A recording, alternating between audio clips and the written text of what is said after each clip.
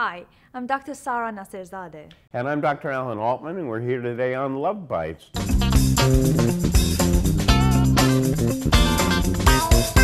Hi, I'm Dr. Sara NasserZadeh with my co-host Dr. Alan Altman at Love Bytes, and we're delighted to have Dr. Jane Greer in Manhattan. We're sitting here and we were just chatting off camera about how creative Dr. Greer is in using all these mediums. Like, she's an author, she's a therapist, she has an office as a marriage and family therapist, she's a radio host, and now you were telling us about this website that you started. Thank you. It's a shrink wrap. What we can learn from the trials and triumphs of celebrity relationships. We're all intrigued with celebrities. We want to know the nitty-gritty, what's going on in their lives, what's going on in their bedrooms. And really, it's not just the fascination because we want to be like the stars and we want to have that kind of excitement in our lives, but I took shrink wrap and I turned it into, if this is going on for Eva Longoria, if she's going through a betrayal, what does it mean for you? How do you cope with a betrayal? And so I've really taken the celebrity experiences and activities to personalize it and give you a quick kind of sugar-coated, here's the package of tips and skills that you can use if you're dealing with a similar problem, because everybody does look at the celebrities and says, well, if they can get through it, so can I. Yeah. But how? And if it happens to them, then it can happen to me. Exactly. Well, and so certainly. And let me give you an example in my office as a gynecologist and as a sexual medicine specialty. A patient who I've known for a long time allows information to me that she's having an affair. Now, we allow that to happen in the office, and we encourage it to happen in the office because I talk to that. I ask people direct questions, not, hey, are you having an affair? You know, how are things going relationship-wise, so forth. And the trust is there, so a patient recently said to me, okay, I want to tell you something. I've been having an affair now for just under a year. And I said, okay, well, tell me how that came to happen, or what brought you to that decision, which was a very neutral, you know, not a negative, not a positive, just leaving it open. And she said to me, well, you know, I kept saying Harry, made up name, I want to go to the art museum, and Harry didn't want to go to the art museum. He wanted to stay there and watch the football game. And then when I turned 50, I said, Harry, I want to go to the art museum. And he said, no, I'd rather stay here and watch the basketball game. She said, okay, Harry, I'm going to the art museum. Who does she meet at the art museum? Other people who like to be in art museums. And what do I hear from her? He listens to me. He notices what I'm saying and what I'm doing. It means something. We mean something to one another. And then she ends it, because I want to go rambling on, but she ends it by saying, and this is the best thing that ever happened to my marriage. Basically, she's saying, this has allowed me to continue in my marriage. exactly right. Tell us about that. You know, it's such a great example, Alan, because I want to go to the art museum. She was talking about her passion. See, it was not passion in the bedroom, but it was the passion that was getting completely eclipsed in her marriage, and her passion for life was getting doused.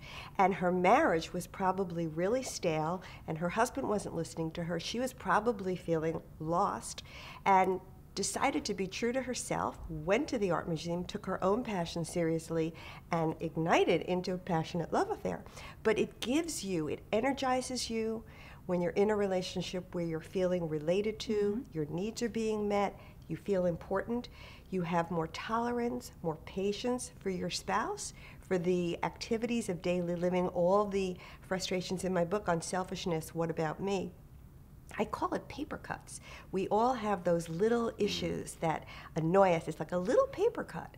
But when they build up and they build up, you know how painful a paper cut can be. It's a little thing, but boy, it can annoy the heck out of you. Now, we got to add a disclaimer here. We're not saying to go out and have an affair. We're just talking about there's negative. We've done a segment on that. There can be some positive, but boy, it's complicated as hell. It's really complicated. I was going to simply respond that a lot of times the animosity and the anger, when one person cheats in a relationship, sometimes the other person cannot bring themselves to forgive and forget until they level the playing field and have what I call the tit-for-tat affair.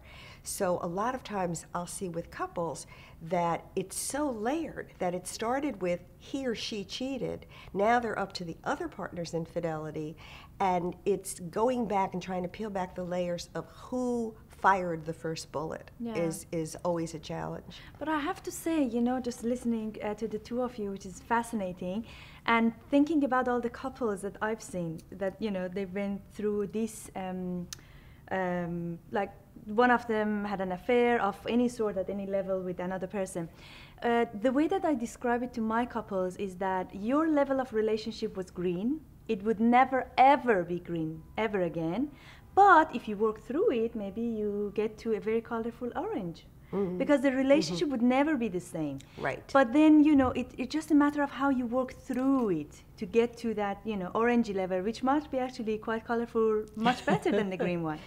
But on the other hand, also, I have to mention there's this great book also by Esther Perel talking about, you know, mating in captivity, and also Tammy Nielsen, you know, people who are working on infidelity like yourself. They all discuss this fact that we can't expect one person to be everything and everyone to us. That lady, the patient of yours, who couldn't find an art companion, so to speak, if she had a very good friend, this gentleman could be a friend of hers. They could go to the museum, they could enjoy the art without the sex. So they can have that passion, right? I agree with you on paper, absolutely. In life, it translates to other things. Translates. I agree. But if you create the relationship, I think you agree with me, Dr. Greer, that, you know, when you are in a relationship from the beginning, you have to have your own hobbies. He has to have, you know, his own hobbies, and then create something together. Because if we bring everything to one person, it's too much pressure.